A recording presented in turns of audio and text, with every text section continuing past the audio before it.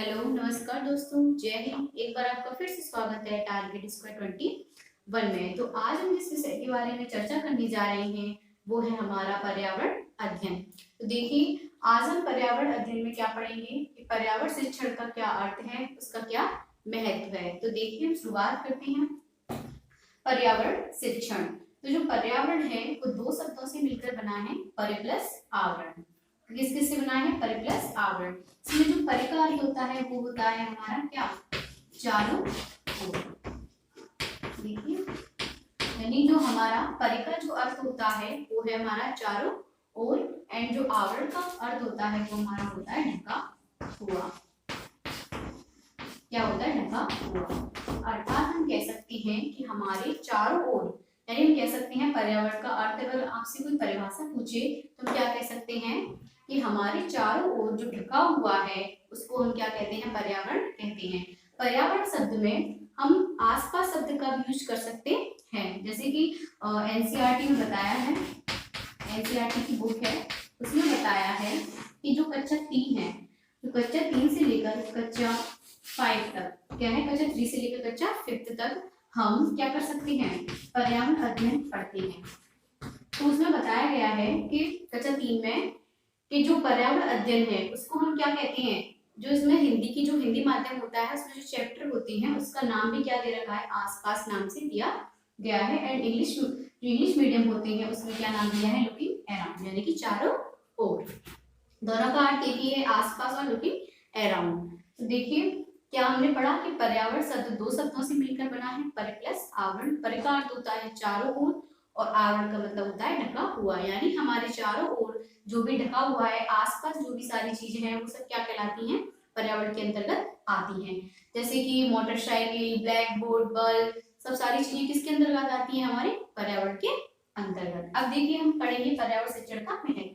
तो हमारे जो जीवन में पर्यावरण शिक्षण का महत्व क्या है, यानी कि हम कोई भी सब्जेक्ट पढ़ते हैं, इंग्लिश हो, हिंदी हो, लेकिन उसका महत्व जानना हमारे लिए बहुत आवश्यक है। क्योंकि अगर हम उसका महत्व नहीं जानेंगे तो हमें ये नहीं पता चलेगा कि हमारे लिए वो चीज क्यों आवश्यक है। इसलिए हम उसके जो इम्पोर्टेंस है वो पढ़ना हमारे लिए बहुत ही आवश्यक है।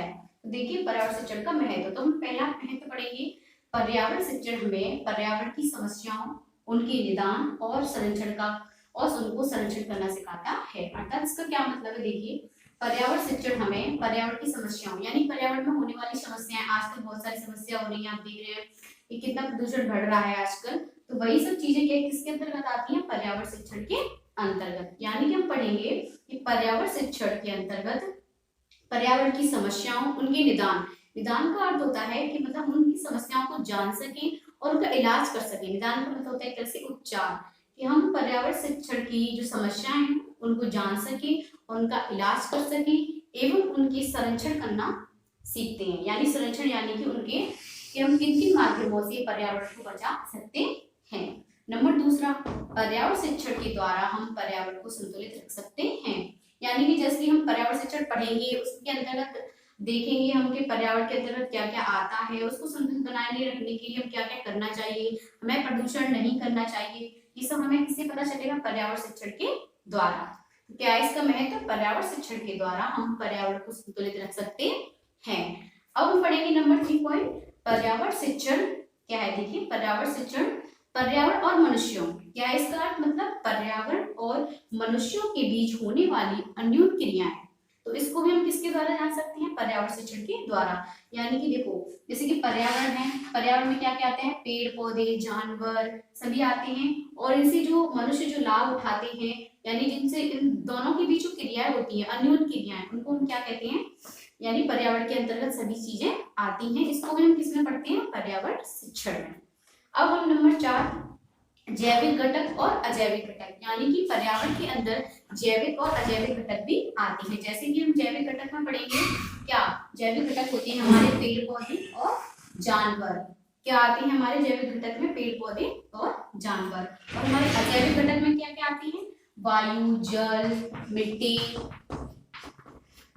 प्रकाश, ये सब हमारे क्या है? अजैविक घटक है। तो यानी कि हम कह सकते हैं कि जैविक और अजैविक घटक के बारे में भी हम पर्यावरण शिक्षण में पढ़ते हैं। अब हम दूसरा नंबर 5 पॉइंट है, उसमें हम पढ़ेंगे दूषित पर्यावरण। यानी कि हम इसमें पढ़ेंगे कि हमारा जो पर्यावरण है वो किसके कारण दूषित होता है और इसके जो उपचार है उस यानी कि निदान उसको हम कैसे कर सकते हैं। देखिए हमारे 5 पॉइंट हो गए। आपने आई होप आपको सब समझ में आया होगा। अगर नहीं आया है तो कमेंट बॉक्स में आप कमेंट भी कर सकते हैं। तो देखिए हमने पढ़ा पर्यावरण शिक्षण। पर्यावरण शिक्षण हमारे लिए क्यों आवश्यक है। पर्यावरण जो शब्द है वो दो शब्दों से मिलकर बना है, पर प्लस आवरण। पर का अर्थ होता है चारों ओर और आवरण का मतलब होता है ढका हुआ। हमारे आसपास जो भी चीजें ढकी हुई हैं हमारे चारों ओर हैं वो सब किसके अंतर्गत आती हैं, पर्यावरण के अंतर्गत आती हैं। एनसीईआरटी की बुक में क्या दे रखा है, इंग्लिश मीडियम में जो चैप्टर हैं वो लुकिंग अराउंड के नाम से जाने जाते हैं एंड जो हिंदी मीडियम में उसमें आसपास के नाम से भी जाने जाते हैं। एवं इसके पर्यावरण शिक्षण का महत्व क्यों पढ़ते हैं हम, महत्व किसी सब्जेक्ट के बारे में महत्व से भी पता चलता है कि वो चीज हमारे लिए कितनी आवश्यक है। तो देखिए पर्यावरण शिक्षण में पर्यावरण की समस्याओं यानी जो आसपास जो समस्याएं हो रही हैं उन सब के बारे में बताता है, उसके निदान यानी कि उनका उपचार करने के लिए बताता है और संरक्षण करना सिखाता है। यानी कि हम किसी चीज को अगर यूज कर रहे हैं तो उसका हम क्या करें, संरक्षण भी करें। आजकल आप देख रहे हो कितना प्रदूषण बढ़ रहा है, किस कारण बढ़ रहा है, क्योंकि हम मनुष्यों के द्वारा ही ये सब कुछ हो रहा है। क्योंकि हम क्या करते हैं कि हम जिस चीज का यूज करते हैं उसको सही ढंग से नहीं कर पाते। उनका यूज तो हम कर लेते हैं लेकिन उसको संरक्षण करने के लिए भी हमें जागरूक होना आवश्यक है। तो देखिए पर्यावरण शिक्षण के द्वारा हम पर्यावरण को संतुलित रख सकते हैं।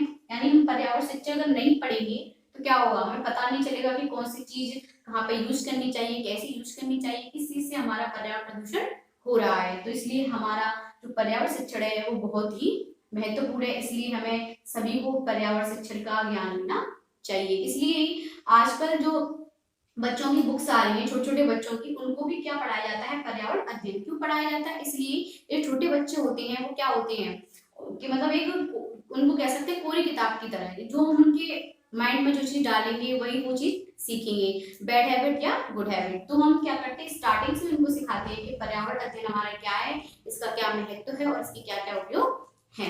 इसलिए पर्यावरण शिक्षण पर्यावरण और मनुष्यों के बीच जो अन्योन्य क्रिया होती हैं उनको भी हमें बताता है।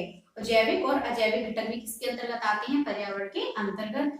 दूषित पर्यावरण यानी कि जो पर्यावरण शिक्षण में पढ़ते हैं कि दूषित पर्यावरण कैसे हुआ और इसका हमें क्या निदान करना चाहिए। और एक और बात जो बहुत ही इंपोर्टेंट है, पर्यावरण शिक्षण जो होती है उसके क्या आते हैं, चार क्या होते हैं, तत्व होते हैं पर्यावरण शिक्षण में। यानी हम कह सकते हैं कि पर्यावरण के चार तत्व होते हैं। कौन कौन से आप नोट कर लीजिए, मैं बोल रही हूँ। सबसे पहला होता है हमारा जलमंडल, फिर होता है स्थल मंडल, जैव मंडल और वायुमंडल। कौन कौन से होते हैं, चार, स्थल मंडल, वायुमंडल, जलमंडल और जैव मंडल। ये चार क्या होते हैं, पर्यावरण के तत्व होते हैं। आपको ये सब समझ में आया होगा।